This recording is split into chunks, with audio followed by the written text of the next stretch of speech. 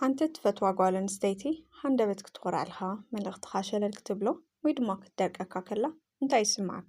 መብዛሕትኡ ግዜ ሰብኡት ኣብዚ እዋን እዚ ዓብይ ጌጋ ይገብሩ። ብተደጋጋሚ ምድዋልን ብምልማንን ክብደቶም የውርዱ። እዚ ድማ ነቲ ኩርዓታ ዝገደደ ከም እትቕፅለሉ እዩ ዝገብሮ። ነገር ግን ኩርዓት ሰበይቲ ዝስበረሉ ናቱ ናይ ስነ ኣእምሮ ሚስጥር ኣሎ።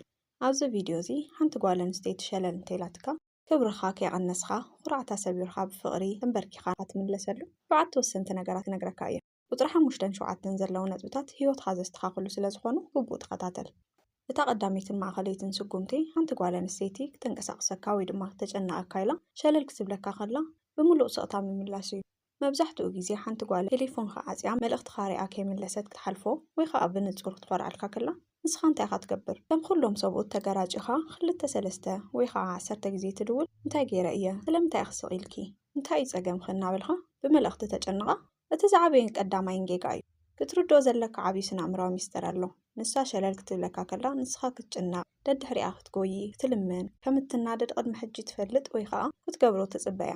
ስለዚ ድማ ኣብ ልዕሊኻ ዘለዋ ናይ ምቁፅፃር ሓይሊ ይዕብዮ፣ ንኩርዓታ ድማ ዝያዳ ምግቢ ይኾኖ። ነገር ግን ንስኻ ብኣንጻሩ ብምሉእ ስቕታ ክትልምና ከለኻ እቲ ንሳ ፈፂማ ዘይተፀበይቶ ነገር እዩ ዝፍጠር። ክትብል ከለኻ ኣብ ኣእምሮኣ ዓብይ ሕቶ ምልክት እዩ ዝፍጠር። ኣብ ቀዳማይ መዓልቲ ሕጂ ክድውለለ እዩ ሕጂ ክልምነኒ ኢላ ኩርዓት ክትፅበ ትኽእል እያ።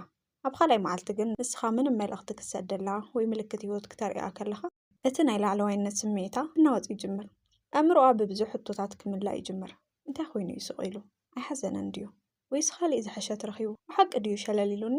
ንዓይ ናፍቐንን ድዩ? ዝብሉ ናይ ስክፍታ ናይ ምግራምን ምጥርጣርን ሕቶታት ኣብ ውሽጢ ሃንደበት ክነዱ ይጅምሩ። ንሳ ክተጨንቐካ ኢላ ዝጀመረቶ ሸለል ምባል ሕጂ ንዓኣ ባዕላ ክወራ ይጅምር። እዚ ስነ ኣእምሮኣዊ ሜላ እዚ the power of silence ወይ ድማ ሓይሊ ስቕታ ይበሃል። ስቕታኻ ካብ ናታ ሸለል ምባል ንላዕሊ ሚልዮን ግዜ ሓያል መልእኽቲ ኣለዎ። ስቕታ ማለት ፍርሒ ወይ ድማ ተሸናፍነት ዘይኮነስ ንስኻ ብውሽጥኻ ርግእ ዝበልካ ብቐሊሉ ብስምዒት ዘይትናወፅ ናይ ገዛ ርእስኻ ኣእሙኻን ጽኑዕ ክብረት ዘለካ ወዲ ምዃንካ እዩ ዘርኢ። ስለዚ ቴሌፎንካ ኣቕምጦ የማነ ፀጋማይ ትለምና ንሳ ባዕላ ነቲ ኩርዓት ዓፂፋ እንታይ ኮይኑ እዩ ኢላ እስካብ ትሓተካ እቲ ናይ ምጥፋእ ፍርሒ ወይ ድማ ፊር ኦፍ ሎስ ውሽጣ እስካብ ዝሰብሮን ነቲ ናይ ስቕታ ሚስጥር ብትዕግስትን ብስነ ስርዓትን ሓዙ። ንሳ ብኩርዓታ ክተርሓቐካ ክትፍትን ከላ ንስኻ ብስቕታኻ ርሕቃ።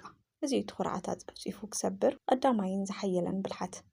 እቲ ካልኣይ ዓብይ ሚስጥር ሓንቲ ጓል ኣንስተይቲ ክትኮርዓልካ ከላ ስምዒትካ ብምሉእ ዓቕሚ ምቁፅፃር እዩ።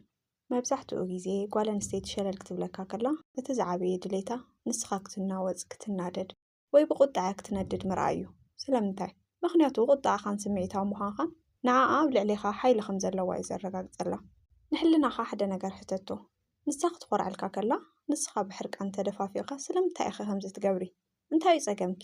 እናበልካ ክትጭድር ወይ ሕርቃን ዝተመልኦ ቃላት ክሰደላ ከለኻ እንታይ እዩ ዝፍጠር? እቲ ኩርዓታ ዝያዳ እዩ ዝኸውን። እንሆ ተናዊፁሎ ቁፅፅር ሽኢኑሎ ኢላ ስለትሓስብ እቲ ሸለል ምባል ሓይሊ ይረክብ። እቲ ክትገብሮ ዘለካ ብልሓት ግን ንሱ ኣይኮነን። ንሳ ክተወጣዕካ ክተጨንቐካን ክትፍትን ከላ ንስኻ ከማኻውሕ ጽኑዕን ህዱእን ክትኸውን ኣለካ። ብዛዕባ እቲ ሸለል ምባላ ምንም ከምዘይተሰማዕካ ውሽጥኻ ከምዘይፈረሰ ብኣንጻሩ ርግእ ኢልካ ናይ ገዛ ርእስኻ ስራሕ ከም እትዓምምን ጌርካ ርያ። ሓደ ወዲ ተባዕታይ ካብ ኩሉ ንላዕሊ ማራኺ ዝኸውን ኣብ ውሽጢ ማዕበልን ወጥርን ኮይኑ ስምዒቱ ክቆፃፀር ከሎ እዩ። ክትጭነቕ ወይ ክትናደድ እንተዘይርያ እቲ ዝተጠቕመትሉ ናይ ኩርዓት መሳርሒ ዋጋ ከምዘይብሉ ትርዳእ። እዚ እቲ ሰብኣይ ብቐሊሉ ዝናወፅ ኣይኮነን ናይ ስምዒቱ ዋና እዩ ዝብል ናይ ኣኽብሮት ስምዒትን ኣብ ውሽጣ ክሓድር ይጅምር። ስለዚ ስምዒትኻ ንምቅላል ክትብል ኣይትጨድር። ሕርቃን ዘለዎ ጽሑፍ ኣይትስደድ። ኣብ ቅድሚያ ይኹን ኣብ ማሕበራዊ መራኸብታት ዝተሰበረ ስምዒት ኣይተርኢ። ንስኻ ህዱእ ርግእ ዝበልካ ንኹነታት ብብስለት እትሕዝ ምዃንካ ነርእያ። እዚ ስምዒታዊ ብስለትካ እዩ ነቲ ኩርዓታ ባዕሉ ክመክኽ ዝገብሮ። ንሳ ብስምዒት ክትናውፀካ ክትፍትን ከላ ንስኻ ብህድኣትካ ረዳ። እዚ እዩ እቲ ንኩርዓታ ዘርክስን ክብረቶም ዘይብርዱ ሰብኡት ዝጥቀምሉ ካልኣይ ሓያል ስጉምትን። እቲ ሳልሳይ ዝዓበየን ሚስጥር ሓንቲ ጓል ኣንስተይቲ ክትኮርዓልካ ከላ ደድሕሪኣ ካብ ሙጋይ ተዓፂፍካ ሙሉእ ቆላሕታኻን ሓይልኻን ናብ ገዛ ርእስኻን ሂወትካን ምምላስ እዩ። መብዛሕትኡ ግዜ ሓንቲ ሰበይቲ ሸለል ክትብለካ ከላ ሕጂ ብፀላም ኮይኑ ኮፍ ኢሉ ክሓስበኒ እዩ ክጭነቕ እዩ ሂወቱ ባዶ ክትኸውን እያ ኢላ ክትሓስብ ትኽእል እያ። ነገር ግን ንስኻ ብኣንጻሩ ዝያዳ ንጡፍ ዝያዳ ሓያልን ዝያዳ ዕውትን ክትኸውን ከለኻ ክትርኢ ከላ ኣብ ውሽጢ ዓብይ ድንጋፀን ናይ ስኽፍታን ስምዒት እዩ ዝፍጠር። እዚ ማለት እንታይ ማለት እዩ? ክትኮራ ከላ ንስኻ ግዜኻ ሙሉእ ዓቕምኻ ናብ ስራሕካ ውዕሎ። ናብ ጂም ሂድ፣ ኣካላትካ ደልድል፣ ሓድሽቲ ናይ ስራሕ ሓሳባት ተማዕብል።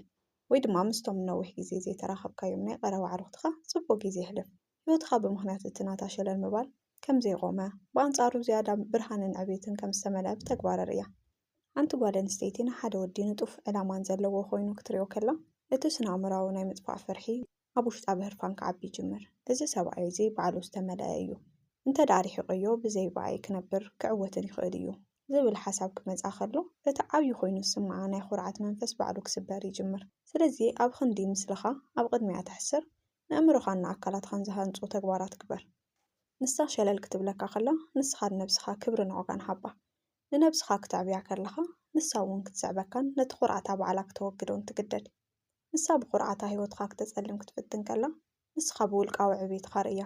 እዚ እቲ ኩርዓታ ብሓቀኛ መንገዲ ዝሰብር ሳልሳይ ውሳነ ብልሓት። እቲ ራብዓይ ነጥቢ ነቲ ኣብ መንጎኹም ዘሎ ኩነታት ብብስለትን ብፍትሓዊ መንገድን ክትሕዝዎ ዘኽእለካ ዓብዪ መለለዪ ወዲ ተባዕታይ እዩ። እዚ ድማ ሓቀኛ ጌገኛ እንተነርካ ጌጋኻ ኣሚንካ ብሓንሳብ ጥራይ ይቕሬታ ምሕታት እዩ። መብዛሕትኡ ግዜ ሰብኡት ክልተ ዓብዪ ጌጋ ይገብሩ። ገሊኦም ዋላ እኳ ዝበደሉ እንትኾኑ ብትዕቢት ተደፊኦም ፈፂሞም ይቕሬታ ይሓትሉን። እዚ ድማ ነቲ ኩነታት የጋድዶ። ገሊኦም ድማ ብኣንጻሩ ነታ ጓል ንኽትውር ኩርዓታ ንኽትቕፅለሉ ኢላ ክትደርቆ ከላ ፍርሒ ይሓድሮም እሞ ተደጋጋሚ መልእኽትታት እናሰደዱ ክልምኑን ክብረቶም ከውርዱን ይጅምሩ። እዚ ክልቲኡ ጌጋ እዩ። እቲ ቁኑዕን ስነ-ኣእምሮኣዊ ሓይሊ ዘለዎን መንገዲ ግን እዚ እዩ። ንሕሊናኻ ሕተቱ፣ ብሓቂ ጌገኛ ዲኻ? ቃላት ሓሲኻ ቁፀራ ፍሪስኻ ወይ ስምዒታት ዝጎድእ ነገር ጌርካ እንተነርካ ከም ብስሉ ወዲ ተባዕታይ ፊት ንፊት ደው ኢልካ ንሓንሳብ ጥራይ ብንጹር ቃላት ይቕሬታ ሕተት።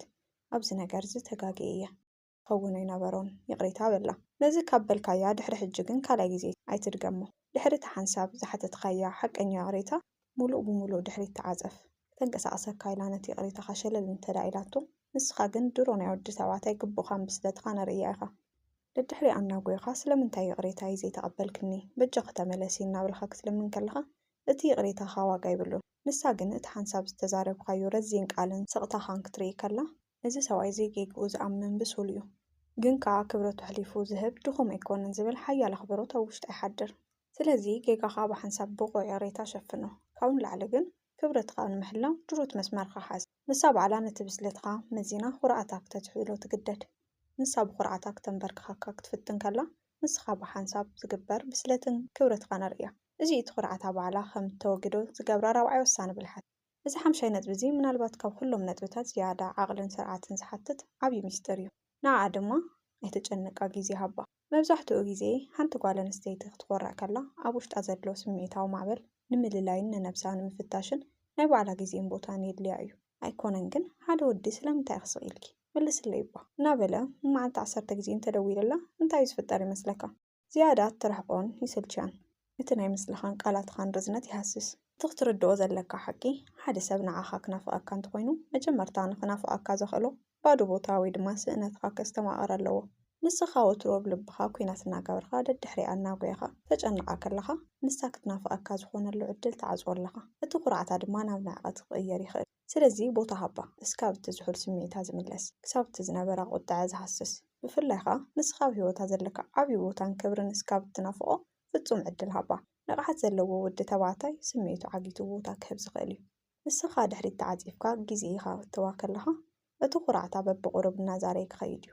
ኣብ መወዳእታ ስለምንታይ እዚ ሰብኣይ ዘይጭነቕ ብሓቂ እኮ ናፊቐዮ እየ ክትብል ትግደድ። ንሳ ብኩርዓታ ክተፀበየካ ክትፍትን ከላ ንስኻ ብስፍሓትካን ብትዕግስትካን ቦታ ሃባ። እዚ እቲ ኩርዓታ ብባዕላዊ ናፍቆት ዝሰብር ሓምሻይ ውሳነ ብልሓት። እዚ ሻድሻይ ነጥቢ እዚ ኣብ ዘመናዊ ናይ ቴክኖሎጂ እዋን ብጣዕሚ ዘተኣማምን ስነ-ኣእምሮኣዊ ፅልዋን ዘለዎ ብልሓት እዩ። ንስ ድማ ጓል ኣንስተይቲ ክትኮርዓልካ ከላ ኣብ ማሕበራዊ መራኸብታትካ ፍጹም ሕጉስን ርጉእን ኮንካ ምርካብ ምቕፃልን እዩ።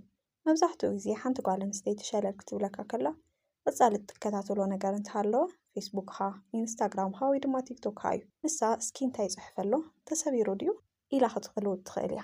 ኣብዚ እዋን እዚ ሓደ ወዲ ብዛዕባ ክድዓት፣ ብዛዕባ ጓሂ ወይ ሕዙናት ናይ ፍቕሪ ደርፍታት ተጋራጩን ተዳሪኣቶ እንሆ ተሰቢሩ ኣሎ ዘይባይ ሂወቱ ፀልሚታ ያላ እቲ ኩርዓታ ሰማይ ይበፅሕ።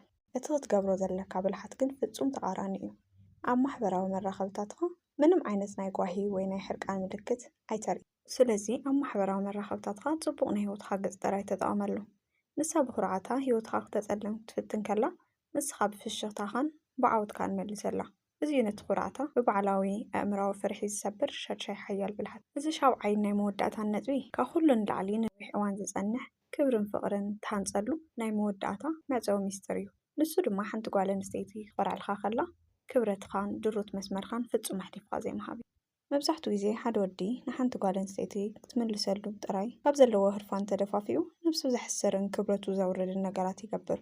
ክትጸርፎ ከላ ስቕ ይብል፣ ክተቃልሎ ከላ ይዕገስ፣ ወይ ድማ ብዘይምንም ምክንያት ንሳ ብዝደለየቶ ኩርዓት ክትጫወተሉ ከላ ርእሱ የድንን። ክትርድኦ ዘለካ ዓብዪ ሓቂ ግን ሓንቲ ጓል ኣንስተይቲ ንሓደ ወዲ ክትፈትዎ ትኽእል መጀመርታ ክተኽብሮ ከላ ጥራይ እዩ።